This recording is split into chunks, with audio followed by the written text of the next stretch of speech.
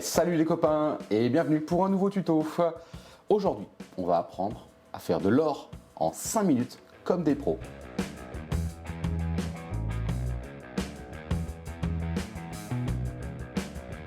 On commence par les remerciements. Je remercie tous les Patreons, les recrues, les capitaines et évidemment Kevin, notre empereur. Merci à tous. Si vous voulez rejoindre l'aventure Patreon, vous allez sur Patreon, vous tapez Ludic Wargame et vous nous rejoignez à partir de 5 € par mois, ce qui vous permet d'obtenir tous les avantages, des remises sur le site Wargame Shop, 28% de remise sur toutes vos figurines. La liste des Patreons s'affiche maintenant ici à côté de moi.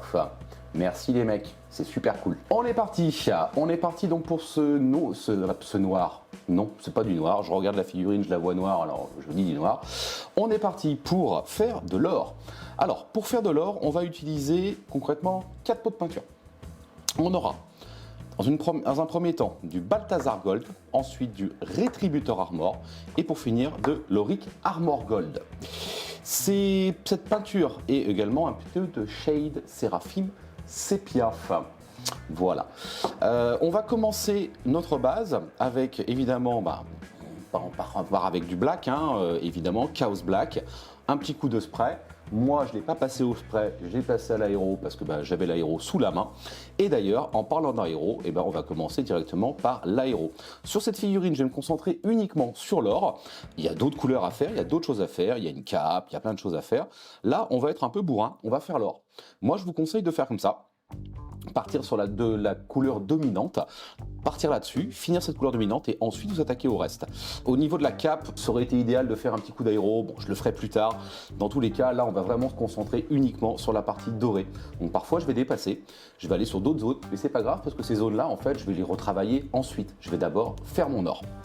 Alors, comment ça se passe au niveau de l'or? On va commencer avec du Balthazar Gold. Le Balthazar Gold a un avantage d'être un espèce d'or un petit peu cuivré. Je vais prendre un petit peu de Balthazar Gold que je vais venir déposer dans une coupelle puisqu'on va utiliser l'aérographe dans un premier temps. C'est juste pour la première étape, après on n'utilisera plus l'aérographe. Mais là, pour la base, si vous avez un aéro, je vous conseille très vivement d'utiliser un aéro. Vous pouvez éventuellement faire la même chose avec un Balthazar Gold extrêmement dilué.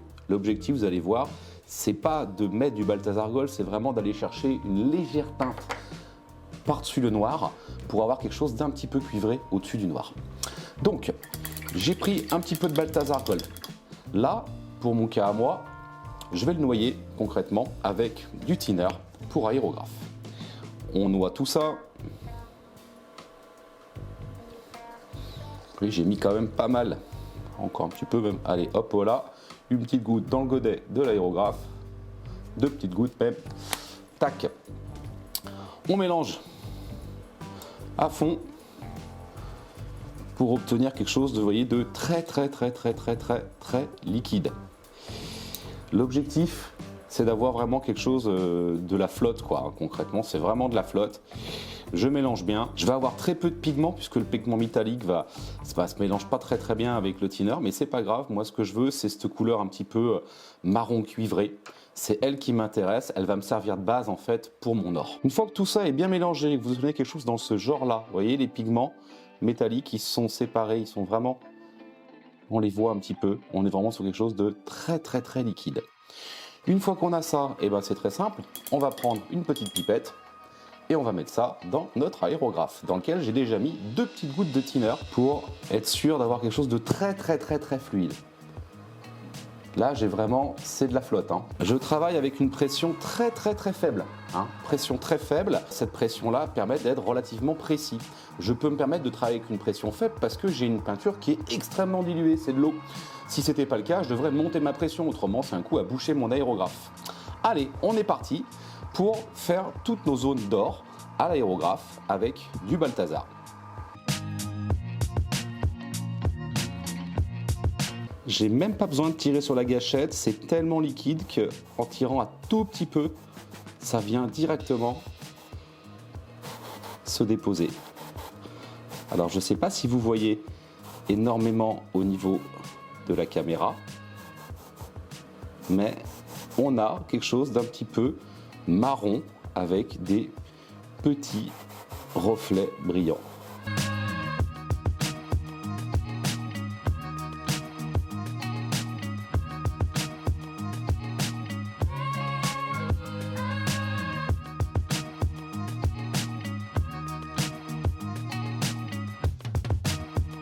Et voilà, enfin, on va s'arrêter là pour le Balthazar. Donc vous voyez, ça fait un effet un métallique, mais un métallique finalement avec très très sombre, avec des reflets brillants par endroits. Donc là, je ne vais pas en mettre plus, c'est très largement suffisant. Et ça va me servir de base ensuite pour venir travailler avec les autres couleurs dorées. Allez, on va laisser sécher ça un tout petit peu. Et puis après, on va aller attaquer avec le Rétributeur Armor. Ok, et de retour, c'est bien sec. On a notre Balthazar Gold qui a bien séché. Et on se retrouve avec quelque chose comme ceci. Donc vous voyez, c'est vraiment l'utilisation de l'aérographe un tout petit coup. Est-ce que c'est faisable au pinceau? Oui, certainement. On peut éventuellement le faire avec un pinceau.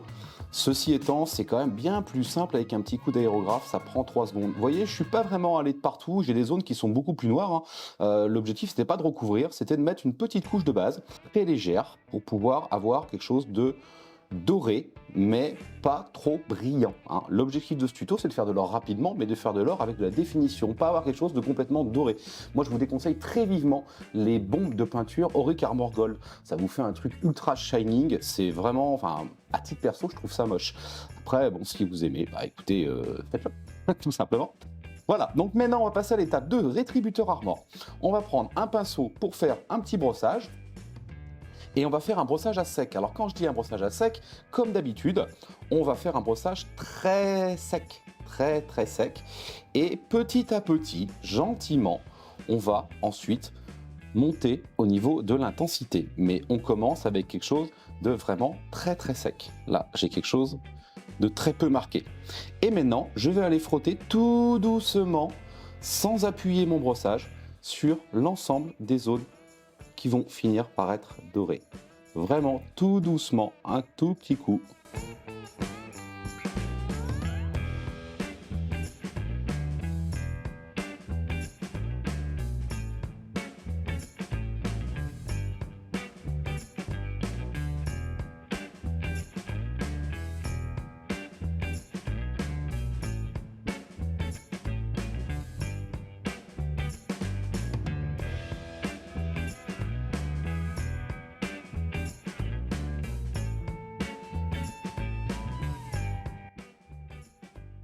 Et voilà, on va pas aller plus loin, comme ceci. C'est un très bon résultat. Moi, j'aime bien. Je commence à trouver que là, j'ai quelque chose de doré, de défini. Je pourrais même m'arrêter là, que, franchement, mon doré, il est terminé. Et vous voyez, on a un doré qui a plusieurs teintes, finalement. On va avoir le Balthazar, le noir et le Rétributeur Armor. Déjà, on a déjà, finalement, 3 teintes. Alors là, on va nous aller encore un tout petit peu plus loin et on va venir travailler nos creux, nos zones sombres finalement, nos zones qui sont restées un petit peu noires. On va les travailler avec du Seraphim Sepia pour donner quelque chose d'un petit peu noisette, un petit peu cuivré et continuer d'augmenter la définition de notre sculpture. Allez, on est parti là-dessus. Qu'on va venir appliquer non pas avec un pinceau shade, mais avec un pinceau standard. Pourquoi? Parce qu'on va vouloir être précis, on va pas vouloir barbouiller la figurine, surtout pas. Là, je vais aller mettre du Seraphim Sepia, mais uniquement dans certaines zones. Donc je prends un petit pinceau, voilà, je cherche ça, qui va me permettre de tenir mon pot ouvert. Hop là, très pratique ce petit objet, très pratique. Ça évite que le pot tombe en plus, donc c'est pas mal. Allez, on est parti avec notre Seraphim. Donc on va vraiment aller uniquement dans les zones de creux. Là, entre les deux pecs, par exemple, on a une petite zone. Là, hop, hop. Là-haut, là, on va en mettre un petit peu au niveau de la zone abdominale. Ok. Je fais le contour du pec. On va aller un petit peu sur le bas du pec, très légèrement en mettre pour donner ce côté noisette dans l'ombre. Ok, pareil de l'autre côté, je vais entre les plaques d'armure, un petit peu sur le dessus, un petit peu ici. Là, la médaille, pareil. J'en mets un petit peu. Vous voyez, c'est vraiment précis. On n'est pas sur du barbouillage. Alors, il y a des moments où on barbouille un petit peu plus, mais on évite au maximum le barbouillage. Là, dans le creux du bras, je mets une bonne dose. Ensuite, on va avoir tous les creux ici. Hop. Toutes les jonctions d'armure, en fait. Concrètement, vous pouvez y aller. Hein. Jonction d'armure égale un petit peu de sépia.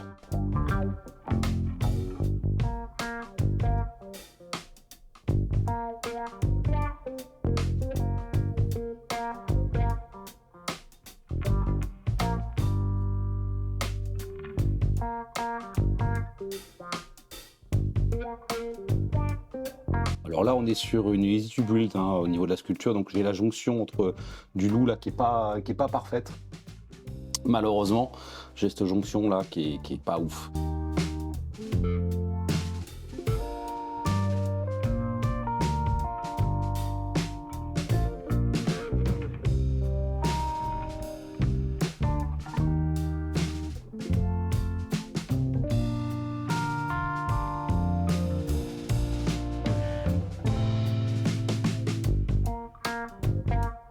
Voilà, on a sélectionné nos zones, on a fait notre œuvre. Donc ça nous donne ce résultat-là. Et puis on va laisser sécher parce que là il faut que ça sèche, c'est du shade. Et une fois que ça sera sec, on passera à l'étape numéro 3. Et voilà, de retour, notre Séraphim sépia est sec. Ça nous donne quelque chose comme ça à la fin, à cette étape-là en tout cas. Donc quelque chose de doré, mais pas trop, légèrement brûlé, légèrement noisette. On a quelque chose qui ne brille pas trop. L'objectif, c'est justement de ne pas trop briller. Maintenant, on va aller à l'ultime étape, qui va être d'augmenter finalement la profondeur de la figurine, montrer vraiment la sculpture de la figurine avec un ultime brossage. Et pour ceci, on va prendre quelque chose de très pétant. On va prendre de l'Auric Armor Gold. C'est un doré aussi, métallique, pareil. Mais par contre, c'est quelque chose de beaucoup plus brillant. Donc on va aller faire un brossage, mais cette fois-ci, vraiment très léger. Donc je récupère mon petit pinceau de brossage, je mets un petit peu d'Auric Armor Gold dessus, et là, je vais vraiment sécher mon pinceau.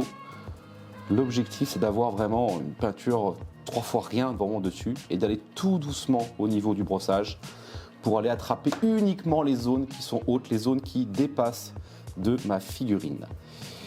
Hop, je teste sur mon doigt. Vous voyez, j'ai vraiment très peu de peinture qui se dépose. C'est ce que je veux. On verra, quitte à en rajouter plus tard. Allez, on est parti pour un petit brossage très léger. Donc je viens avec les poils du dessus et je frotte gentiment.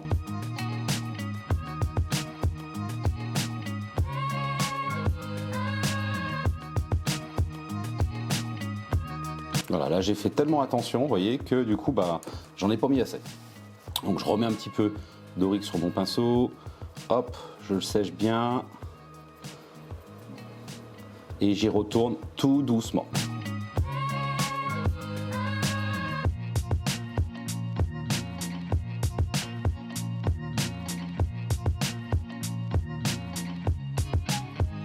Et voilà, on va s'arrêter là. Je veux pas que ça soit plus brillant que ceci.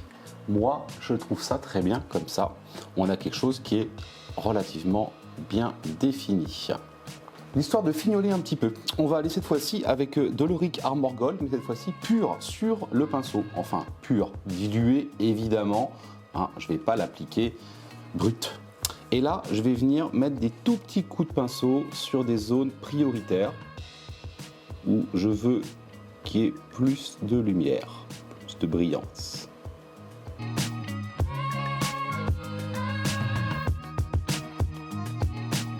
Alors, je suis j'ai très peu de peinture sur mon pinceau, je viens juste tamponner avec soit la pointe, soit l'angle de mon pinceau avec un tout petit peu de Doric Armor Gold.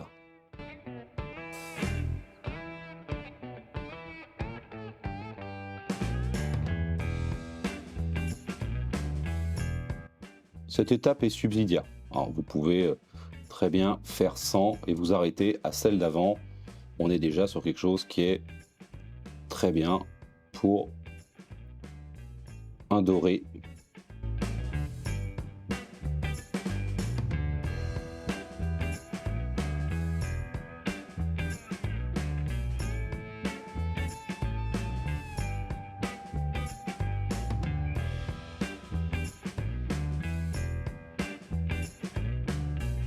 Les brossages successifs ont tendance à donner des choses un peu plus poussiéreuses. Enfin, poussiéreuses.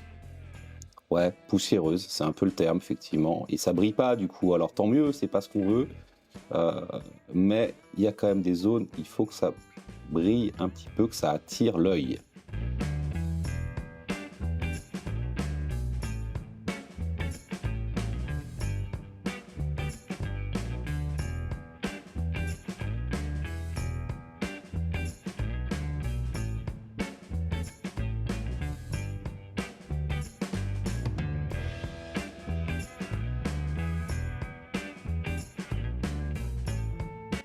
Voilà, terminé. Donc là, cette fois-ci, on n'y touchera plus. Notre or est terminé. On a quelque chose qui est pas trop brillant. On a du brillant, mais uniquement sur certaines zones. Les autres restent mat. Et moi, j'aime bien ce rendu-là. C'est un rendu qui est super facile à avoir. Vous avez vu, 3 peintures d'or, tout simplement. Et puis un shade. Et puis il faut faire des petits brossages, être précis. Il ne faut pas barbouiller, surtout pas. Le barbouillage de l'or, le barbouillage du shade, tout ce qui est barbouillage, c'est non. Éventuellement, le shade, vous pouvez être un peu plus généreux et barbouiller un peu plus. Mais dans ce cadre-là, diluez votre shade. Mettez de la flotte dedans, de façon à avoir un voile qui soit vraiment très très fin, pour éviter d'avoir à la fin quelque chose qui soit complètement écrasé. Voilà, en tout cas, si vous suivez ces petites étapes, vous pouvez avoir ce petit résultat-là, très simplement. Je reviens dans quelques secondes, je finis hors caméra, je vais juste reprendre en noir ce qui ne doit pas être doré, puisque là j'ai dépassé sur plein de zones, évidemment, de façon à ce que vous puissiez vous rendre compte du résultat final, une fois qu'on a, les couleurs qui sont posées, qu'il nous reste vraiment que notre or sur notre figurine. Et nous voilà de retour, ça y est, c'est terminé, j'ai passé en noir tous les éléments qui n'allaient pas être dorés mais d'une autre couleur, de façon à bien redéfinir l'ensemble de ma figurine. Et cette fois-ci, on ne touchera plus à notre doré, il est terminé. Voilà, donc on a ce rendu-là à la fin, avec donc cette technique très très rapide, très simple également, et qui nous permet d'avoir un rendu sympa. Alors évidemment, c'est une technique qui est peut-être un petit peu plus longue que la technique qui consiste à mettre de la bombe de Rétributor Armor et tremper ça dans le shade, mais on a quand même un rendu qui est quand même bien plus sympa. Donc moi, pour l'or, en tout cas, ce que je fais et ce que je vous conseillerais de faire, joueur Stormcast ou joueur Toles, c'est de passer vos figurines en noir au primaire et d'utiliser cette technique-là. Ça vous permettra d'avoir pas des figurines qui soient trop plates finalement, et d'avoir quelque chose d'assez défini au niveau de votre armure et de pas trop brillant, pour ne pas non plus qu'on aille complètement, qu'on voit plus aucun détail sur la figurine, parce qu'on a un ensemble qui brille dans tous les sens. C'est le problème de la peinture métallique, c'est que la peinture métallique a vraiment tendance à briller très fort. Donc il est important de l'éteindre avec des shades, l'éteindre avec des shades mélangés avec de l'eau, et ensuite d'aller reprendre en réo avec de la peinture métallique cette fois-ci, mais simplement que les parties hautes. En tous les cas, voyez ce qu'on a réalisé là, ça n'a rien d'extrêmement compliqué. Je vous le rappelle, donc 4 pots de peinture. Dans tous les cas, la technique est extrêmement rapide, hein. En 5 minutes, vous avez fait une figurine, surtout si vous marchez par batch de figurines, de lots de figurines de 5, 10, 20, j'en sais rien. Ça va encore plus vite, on gagne du temps. Donc vous pouvez peindre une armée Stormcast ou une armée Custodes avec cette technique-là, ou encore les Golden Boy de Dark Angel. Enfin bref, dans tous les cas, moi je me sers toujours de cette technique-là. Quoi qu'il en soit, dès qu'on a des pièces, même partielles, au niveau de l'or, j'utilise toujours du noir, je fais toujours un petit brossage, j'utilise toujours du sépia. Bref, voilà, c'est ma technique pour réaliser ceci. Voilà, en tout cas j'espère que ça aura pu vous aider. Si tel est le cas ou pas d'ailleurs, n'hésitez pas à liker la vidéo, à mettre un pouce, à mettre des commentaires. Ça fait toujours plaisir d'avoir les commentaires et d'avoir vos retours. Vous êtes nombreux à les regarder et assez peu à mettre des commentaires finalement. Donc n'hésitez pas à commenter la vidéo, pareil, faire des petites photos, faites des petites photos, puis vous montrez un petit peu ce que vous savez faire. Vous les envoyez sur ludicwargame@gmail.com et puis je pourrais voir un petit peu vos réas. Alors soit avec cette technique là, soit autrement vous avez d'autres techniques que je ne connais pas et que vous voulez partager. C'est avec plaisir, moi je veux bien. Je suis pas le meilleur peintre du monde, donc je suis prêt à apprendre des nouvelles techniques rapides, hein, s'il vous plaît, parce que je fais pas des figurines de concours non plus, hein. Voilà. En tout cas, ce petit personnage-là, je vais le terminer. Je vais pas vous le montrer. Je vais faire toutes ces petites couleurs, etc. C'est un personnage de la nouvelle boîte de Underworlds. Je vais le finir gentiment. Et puis, il va nous servir très prochainement pour pouvoir faire une partie de Underworlds avec Gitan. Et on va faire un petit tournage de cette partie d'Underworld. Voilà. Donc, j'ai encore 3 copains à faire. Et puis, surtout, finir cette figurine. Sur ce, moi, je vous dis à plus les copains.